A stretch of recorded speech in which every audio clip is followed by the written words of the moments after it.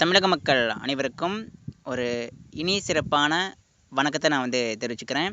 உடனுக்குடன் வானிலை தொடர்பான விவரங்களை பெற மறக்காமல் நம்ம யூடியூப் சேனல் பக்கத்தை சப்ஸ்கிரைப் பண்ணுறங்க. அப்படி கூடவே லைக்கும் பண்ணி விட்ருங்க. இன்றைக்கான தேதி பார்த்தீங்கன்னா ஜனவரி 16/1/2025 ஆகிறது. நம்ம தமிழகத்தில் இன்று அடுத்தடுத்து வரக்கூடிய மணி நேரத்தில் மழை வாய்ப்புகள் பார்த்தீங்கன்னா டெல்டா மாவட்டங்களில் வெயில் காணப்படும், குளிர்காற்று அதிகமாக வீசும். அதாவது குளிர்காற்று, தென்றல் காற்று மணிக்கு 40 முதல் 50-55 கிலோமீட்டர் வரைக்கும் டெல்டா மாவட்டம் கடலோர பகுதியில் கண்டிப்பாக கடல் காற்று வீசும். அதாவது குளிர்காற்று தான், சற்று வலுவான ஒரு காற்றாக இருக்கும். டெல்டா மாவட்டங்களில் மழை வாய்ப்பு குறைவு தான். டெல்டா மாவட்டங்களை பொறுத்த வரைக்கும் மேகங்கள் உருவாகலாம். இன்றைக்கி மேகங்கள் உருவாகும். ஆனால் திருச்சி, தஞ்சாவூர், புதுக்கோட்டை ஏதாவது ஒரு சில இடங்களில் மட்டும் மேகங்கள் உருவாகி அந்த மேகங்கள் மிதமான மழை கொடுக்கலாம். மிதமான மழைக்கு மட்டுமே டெல்டா மாவட்டங்களில் இன்றைக்கி ஒரு சில இடங்களில் மட்டுமே அதிக வாய்ப்பு இருக்குங்க. கனமழைக்கான வாய்ப்பு கிடையாது. கனமழை மேகனமழைக்கான வாய்ப்பெல்லாம் கிடையாது. மிதமான மழை அது ஏதாவது ஒரு சில இடங்களில் இன்றைக்கி டெல்டாவில் பதிவாகும். மேலும் தென் மாவட்டங்கள் பார்த்திங்கன்னா தென் மாவட்டங்களிலும் குளிர்காற்று வீசும். மதுரை மாவட்டம், அதே போல் ராமநாதபுரம், தூத்துக்குடி மாவட்டம், தென்கடலோர மாவட்டம், தென் உள் மாவட்டங்களில் சில இடங்களில் மட்டும் மிதமான மழைக்கு மட்டுமே வாய்ப்பு இருக்குது. தென் மாவட்டங்களுக்கு இன்றைக்கி மிதமான மழைக்கு மட்டுமே வாய்ப்பு இருக்குது. ஆனால் தென் மாவட்டம் மேற்கு தொடர்ச்சி மலை பகுதியில் அந்த தென்காசி, திருநெல்வேலி, அந்த திருநெல்வேலி மாவட்டம் மேற்கு தொடர்ச்சி மலை பகுதிகள், அதே போல் ராஜபாளையம், தேனி மாவட்டம் மேற்கு தொடர்ச்சி மலை பகுதியெல்லாம் ஏதாவது ஒரு சில இடங்களில் மிதமான மழை அல்லது சற்று கனமழை வரைக்கும் பதிவாக வாய்ப்பு இருக்குது. இன்றைக்கி வட மாவட்டங்களில் மழை வாய்ப்பு கிடையாதுங்க. வட மாவட்டங்களில் குளிர்காற்று, வெப்பம் இருக்கும். வெப்பம், குளிர்காற்று இருக்கும், மழை வாய்ப்பு கிடையாது. அதே போல் சேலம், தருமபுரி, கிருஷ்ணகிரி, வட உள் மாவட்டம், ஒசூர், பெங்களூருக்கெல்லாம் மழை வாய்ப்பு இல்லை. மேற்கு உள் மாவட்டங்களுக்கு கோயம்புத்தூர், ஈரோடு, கரூர் சில இடங்களில் மட்டும் நனைக்கும் மழைக்கு வாய்ப்பு இருக்குது. அதாவது தூறல் சாரல் மழைக்கு வாய்ப்பு இருக்குது. மழை வட மாவட்டங்களுக்கும் மேற்கு உள் மாவட்டம், வட உள் மாவட்டங்களுக்கு மழை கிடையாது. குளிர்காற்று மட்டுமே வலுவாக வீசும். ஸோ அடுத்து நம்ம தமிழகத்தில் பார்த்திங்கன்னா வரக்கூடிய நாட்களில், அதாவது நாளைக்கு மழை இருக்காதுங்க. நாளைக்கு 18ஆம் தேதி காலை மதியம் வரைக்கும் மழை இருக்காது. அதுக்கப்புறம் மழை 18ஆம் தேதி மாலை இரவு அப்படியே படிப்படியாக தொடங்கும்.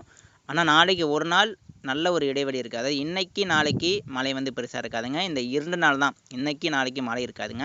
ஸோ இதனால் இந்த அறுவடை விவசாயிகள் டெல்டா மாவட்டம், தென் மாவட்டம், வட மாவட்டம், அதாவது உங்களுடைய வயல் இப்போ அறுக்கிற நிலைமைக்கு வந்துருச்சு அப்படின்னா அறுத்துடுங்க. அதை தள்ளிப்படக்கூடாது. 19ஆம் தேதி 20ஆம் தேதி அறுத்துக்கலாம், மழை வராது அப்படின்னு இப்போ நிறைய பேர் வச்சுருப்பீங்க. அதாவது அறுக்காமல் வச்சுருப்பீங்க. எனவே தயவு செய்து உடனடியாக அறுத்துடுங்க.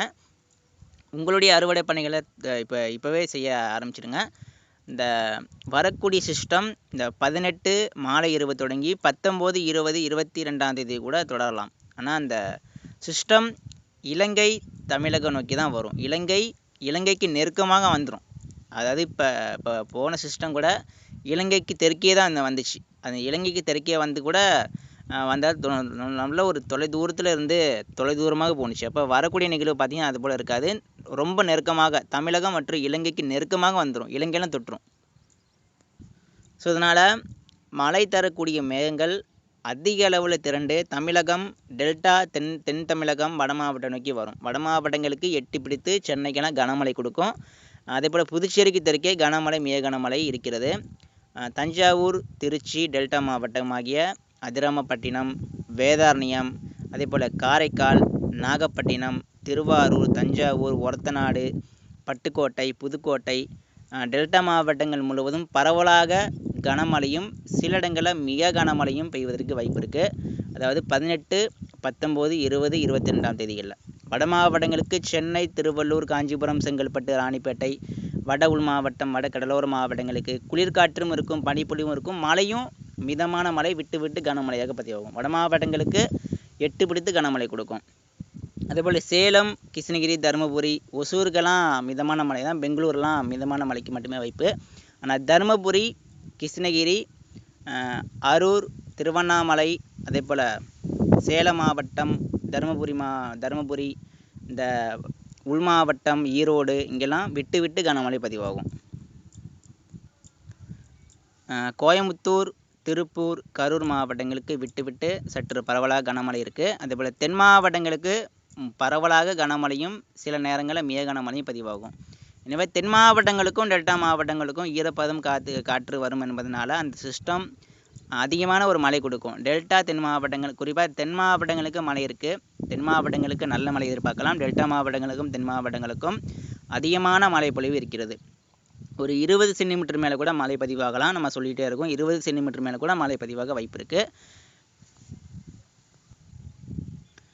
மதுரை மாவட்டம், தேனி மாவட்டம், ராமநாதபுரம், ராமேஸ்வரம், தென் கடலோர மாவட்டம் ஆகிய தூத்துக்குடி, காயல்பட்டினம் மற்றும் திருநெல்வேலி, கன்னியாகுமரி, தூத்துக்குடி மாவட்டம் முழுவதும், அதே போல் கோவில்பட்டி, தென் உள் மாவட்டம், மணப்பாறை, திண்டுக்கல், ஒட்டுமொத்த தென் மாவட்டங்கள், தென் மாவட்ட மேற்கு தொடர்ச்சி மலை பகுதிகள், தென் மாவட்டங்கள் முழுவதும் நாளை மறுநாள் 18 இரவு 19, 20, 21, 22ஆம் தேதி வரைக்கும் தென் மாவட்டங்களில் மழை விட்டு விட்டு விட்டு கனமழை மிக கனமழையாக தொடரும். எனவே தென் மாவட்டங்களுக்கு நல்ல மழை இருக்குது. அதேபோல் டெல்டா மாவட்டங்களுக்கு நல்ல மழை இருக்குது. வட மாவட்டங்களுக்கு மட்டும் மிதமான மழை தொடர்ச்சியாக இருக்கலாம். சாரல் தூறல் விட்டு விட்டு விட்டு கனமழை வட மாவட்டங்களில் பதிவாகலாம். உள் மாவட்டங்கள், மேற்கு உள் மாவட்டங்களில் விட்டு விட்டு பரவலாக கனமழை இருக்கிறது. எனவே அந்த சிஸ்டம் நல்ல மழை கொடுக்க போகுது. எனவே இந்த நேரத்தில் இப்போ மழை பெஞ்சுன்னா என்ன ஆகும், அதாவது என்ன நிலைமைன்னு கேட்டிங்கன்னா, இப்போ ஒரு கவலை, ஒரு கஷ்டமான ஒரு நிலை பார்த்தீங்கன்னா விவசாயிகளுக்கு ஒரு கஷ்டமான ஒரு நிலை தான். அதாவது நிறைய இடத்துல இப்போ மழை எதிர்பார்த்துக்கிட்டும் இருக்காங்க. அதாவது நிறைய பேர் வந்து இப்போ மழையை தேவையில்லை. ஏன்னு கேட்டிங்கன்னா வயல் வந்து இப்போ அறுக்கிற நிலைமைக்கு வந்துருச்சு. இப்போ பார்த்தீங்கன்னா இப்போ வந்து சில இடங்களில் இப்போ தான் வந்து பார்த்தீங்கன்னா பயிர் நடுவாங்க. இப்போ பயிர் நடுவங்களுக்கு ஒன்றும் பிரச்சனை இருக்காது. ஆனால் இந்த வயல் வந்து இந்த அறுக்குறாங்க பார்த்தீங்களா, இப்போ அவங்களுக்கு தான் பிரச்சனை. ஏன்னு கேட்டிங்கன்னா அந்த மழை வந்து இடையூறு கொடுப்பதற்கு வாய்ப்பு அதிகமாக தான் தெரியுது. எனவே முடிஞ்ச வரைக்கும் இன்றைக்கும் நாளைக்கும் இன்னைக்கு இப்போ முழுவதும் இடைவெளி இருக்குது. இன்றைக்கி மழை வந்தால் கூட பெருசாக இருக்காது, கவலைப்படாதீங்க. அது பயப்படாதீங்க. இன்றைக்கி மழை வந்தால் கூட ரொம்ப பெருசாக இருக்குது, அதாவது படப்பண்டு வரும், டக்குன்னு போயிடும். ஆனால் நாளைக்கு மழை இருக்காது. நாளை மறுநாள் வந்து அப்படியே படிப்படியாக தொடங்கும். எனவே இந்த அறுவடை விவசாயிகளுக்கு தான் ஒரு கஷ்டமான ஒரு நிலை. ஏன்னா இந்த இதில் வந்து மழை பெஞ்சுன்னா இப்போ